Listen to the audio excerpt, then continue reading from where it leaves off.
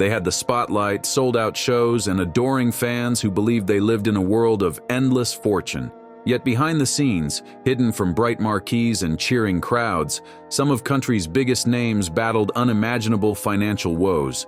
Their stardom was real, but so was the mounting debt, the misguided contracts, and the shady deals that drained their bank accounts.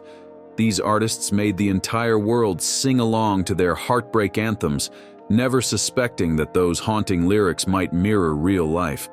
From lavish spending sprees, ruthless industry exploitation, their stories serve harsh reminder that fame be a fickle friend. The journey of these 21 legends reveals how quickly fortunes can vanish when the music stops playing. Each soared high only to discover that the stage lights eventually dim for everyone.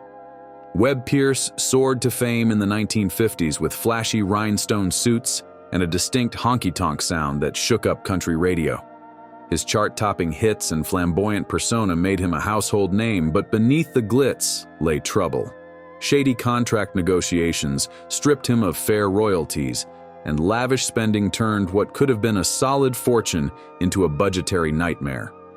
He built a mansion with a guitar-shaped swimming pool, not realizing quickly popularity waned. Audience tastes shifted, did his income, yet his expenses stayed sky-high. By the end, he was weighed down by debt, struggling to recall the days when he was country music's unstoppable king. He died in near obscurity, proving fame can be painfully fleeting. Roy Acuff was hailed as the king of country music, a title that once seemed unshakable. For decades, he graced the Grand Ole Opry stage and became a symbol of traditional Appalachian sounds. Fans assumed he was set for life, but poor investments chipped away at his earnings. He poured money into business ventures that never flourished, leaving him desperate for cash as the years wore on. When health issues curtailed his touring schedule, primary revenue stream vanished. Acuff's beloved public adoration couldn't cover mounting bills. His final estate was surprisingly modest, a stark contrast to his legendary status. He left behind a cautionary tale about just how fragile a financial empire can be, even for a music icon. Bill Monroe, revered as the father of bluegrass, revolutionized American music.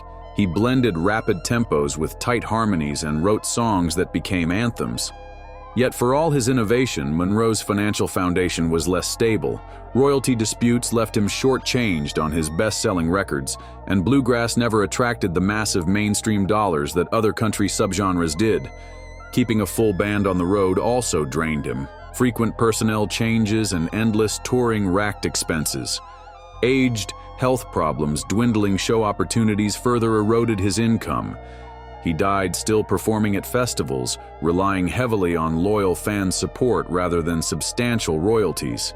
His life embodied both the triumph of musical genius and the heartbreak of an artist undervalued by the industry. Ernest Tubb was the unforgettable voice behind "Walking the Floor Over You," a honky-tonk anthem that reshaped country music. He toured relentlessly, giving fans a reason to pack dance halls, but the constant grind came at a cost. Diabetes and severe hearing loss eventually made it tough to keep up with performance demands, slashing his income. Meanwhile, ill-fated financial decisions eroded his savings. He never adapted to the shift in music consumption that reduced record sales. Tubb remained a beloved figure. Devotion from fans wasn't enough to offset hefty expenses tied to touring. By the time of his passing, his funds were nearly gone. His story proves that even a pioneer of a genre can be left clutching empty pockets if the stars don't align. Claude King struck gold in the early 60s with Wolverton Mountain, a crossover phenomenon that shot him onto national television. Success seemed guaranteed, and he enjoyed a burst of fame that promised security. But that one smash track overshadowed much of his subsequent work. King didn't negotiate the kind of royalties that would cushion a downturn.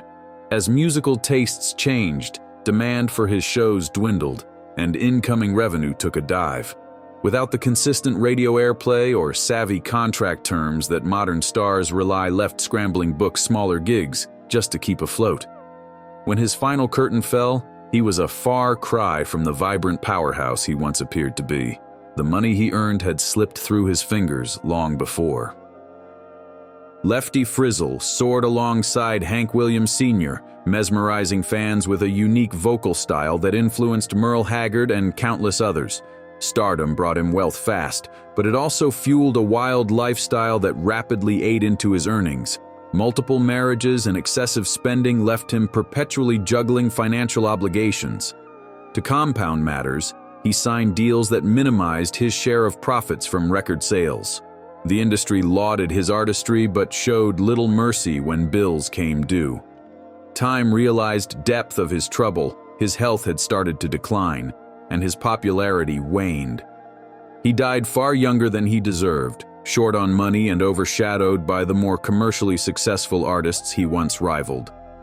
His life remains a sobering lesson in squandered potential. Hank Williams Sr. was an electrifying phenomenon whose influence still permeates country ballads. He created hits like "I'm So Lonesome I Could Cry," capturing raw emotion that resonated across generations. But behind that success, he grappled with personal demons and legal complications that drained his finances. Endless medical costs, child support, and misguided career decisions chipped away at whatever fortune he amassed. Substance-related issues overshadowed his final days and cut his life tragically short. He died at 29, with lawsuits unsettled, financial matters looming. Staggering posthumous earnings from timeless classics benefited those who controlled his estate, not Williams himself. Even today, fans marvel at the legacy he left behind, seldom realizing how little he personally gained from the songs that shaped American music. Johnny Paycheck gave the working class an anthem with "Take This Job and Shove It," but real life soon resembled that rebellious title. He faced legal battles over alleged assaults and tax troubles, sinking deeper into financial quicksand. Bad decisions, substance problems, and mounting debts resulted in a jail sentence that shattered any momentum he had left. Once free, he tried to reignite his music career, but new controversies kept erupting. He filed bankruptcy, forced to confront harsh reality, an industry that had moved on. Those final years were marked by poor health and minimal performance opportunities. Despite having an unforgettable voice, he spent his last chapter struggling in ways that exposed the precarious nature of even the biggest hits. Dottie West brought a fresh female perspective to country music and scored a series of hits that solidified her reputation as an innovator. Her friendships with Patsy Cline and other luminaries put her in the spotlight, but that stardom came with an insatiable appetite for luxury. Lavish homes, expensive cars, and generous spending left her burdened with staggering debts. Unpaid taxes piled up, forcing her into bankruptcy. Although she tried to revive her fortunes through more contemporary recordings, bills never relented. Tragically, accident took life at a moment when she was already grappling with severe financial pressures. It was a devastating end for a singer who once represented the pinnacle of glamour, revealing a hidden side to the shimmering facade of country celebrity. Stonewall Jackson stood tall at the Grand Ole Opry for decades, scoring hits like Waterloo and gaining a loyal following. Yet as Nashville shifted toward a slicker sound in the 80s, his chart presence faded. He found himself entangled in disputes over how veteran artists were treated, even taking legal action against the Opry. These fights drained him financially and emotionally. Without the backing of big labels or the modern streaming infrastructure, he struggled to regain ground. Bookings dried, royalty checks grew smaller. Generation of fans barely recognized his name. By the time he left this world, he had been sidelined from the scene he helped build. His downfall highlighted how quickly respect can vanish once the industry turns its gaze elsewhere. Mel Street was revered for his aching, true country voice that shunned pop trends. Songs like Borrowed Angel made him a cult favorite for hardcore honky-tonk lovers. Yet that success did not translate into long-term financial stability. A fragile emotional state collided with an unforgiving industry, leaving him in a cycle of debt and depression. Despite multiple records and a devoted fan base, he never achieved the mainstream backing that secures comfortable royalties. His personal struggles worsened, eventually offed himself, leaving fans stunned. Heartbreak, his songs turned out to foreshadow his own fate. Looking back, Street's story remains a gut-wrenching reminder that even genuine talent can be crushed by life's heavier burdens when a solid support system is nowhere in sight. Wynn Stewart pioneered the Bakersfield sound, preceding Buck Owens and Merle Haggard with a twang that defied Nashville's polished style. His influence was undeniable, but commercial victory stayed just out of reach. Lackluster promotion from record labels kept him from breaking into the big leagues, and his income never matched the significance of his music. An inconsistent career put him in financial freefall more than once. While others he influenced prospered, Stewart battled obscurity. He tried to reinvent himself repeatedly.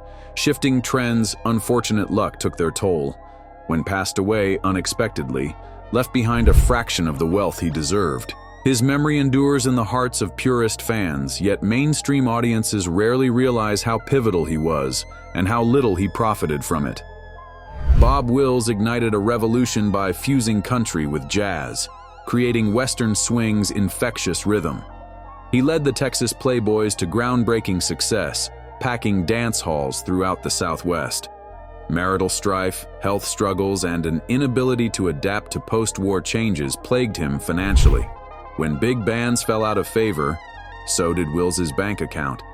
The cost of keeping a full orchestra on the road was astronomical, and frequent lineup changes only added to the chaos. Multiple divorces drained whatever funds remained, suffered series strokes, robbing of the chance to rebuild his fortunes. In his final days, he was worlds away from the raucous celebrations that once defined his brand. Western swing stayed legendary, but Wills himself slipped quietly into hardship. Faron Young, known as the hillbilly heartthrob, once lit up radio dials with a voice that could break hearts in seconds. He even branched out into publishing, co-founding a magazine that initially looked profitable. But after selling his share prematurely, he watched from the sidelines as it blossomed without him. A combination of personal turmoil and industry shifts cut into his record sales. Underlying troubles gnawed at him until he eventually took drastic action, offed himself. Then, fortune had earned was a memory. He left behind adoring fans who never suspected the severity of his anguish. His legacy endures in classic country playlists, but his tragic end speaks volumes about how illusions of success often mask deeper, more devastating truths. Roy Drusky specialized in smooth ballads and gained traction in the 60s with hits that showcased a warm, comforting vocal style. His recognition never skyrocketed to the level of some contemporaries, keeping his earnings modest. As the industry embraced more modern sounds, Drusky's brand of country crooning lost ground. Touring smaller venues became the main source of income, but that money barely covered expenses. Behind the scenes, health problems eroded his ability to stay road. The time he slipped away, fans had largely moved on, and the nest egg he'd counted on never materialized. His name still sparks fond memories for connoisseurs of vintage country, yet his personal story remains an overlooked chapter in the annals of financial misfortune. Spade Cooley's Western swing extravaganzas once rivaled Bob Wills in both style and popularity. Hollywood appearances and a successful TV show painted him as a charismatic star who could do it all. But a dark side eclipsed his musical talents. Accusations of domestic abuse turned into a horrifying crime. He was convicted of murdering his wife, destroying his career, and cutting off his income. While serving time, he lost whatever financial stability he had. He briefly gained parole benefit concert, died backstage from heart attack. It was a chilling end for a man whose rapid rise was only outmatched by his catastrophic fall. His story stands as one of the most shocking in country music lore, talent devoured by personal demons and legal disgrace. Skeeter Davis broke through with "The End of the World," a haunting track that crossed into pop and adult contemporary markets. Though the song became a massive hit, Davis herself faced multiple challenges.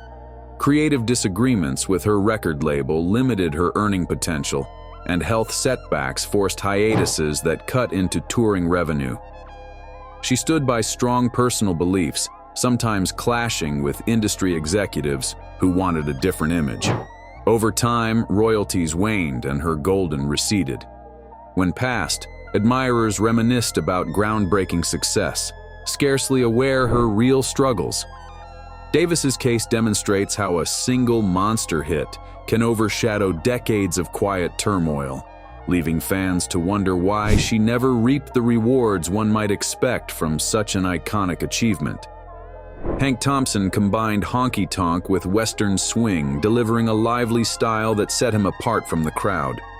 Hits like "The Wild Side of Life" became timeless staples, yet money disputes plagued him. Royalties weren't always properly tracked, and the high cost of touring with a large band added friction. Over the years, medical bills mounted, draining what remained of his earnings. Even a storied discography wasn't enough to shield him from financial strain in twilight years. Performed long he could, hoping to keep revenue flowing.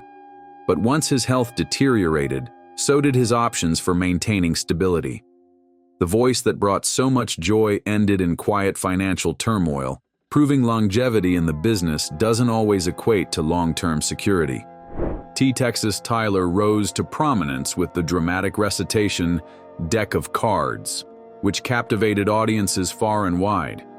He cultivated a wholesome public persona, calling himself the man with a million friends, yet behind closed doors, life wasn't as rosy. He confronted legal troubles over controlled substances, which ate into his finances and derailed his career. Record labels distanced themselves, forcing Tyler to rely on small-town shows that paid peanuts. As newer acts stormed the scene, faded into obscurity, with trickle royalties from his old hits. By the time he passed, the once promising star had little left, proving popularity can evaporate quickly when legal woes and changing tastes collide. Those million friends weren't enough to rescue him from an empty bank account. Minnie Pearl was the comedic heart of the Grand Ole Opry, instantly recognizable by the price tag dangling from her straw hat. Audiences assumed her relentless humor and iconic catchphrase signaled a carefree life. In truth, she faced mounting medical costs later on, and her generosity to friends and family strained her finances. She continued appearing at the Opry even when she was struggling physically, keeping up a cheerful facade.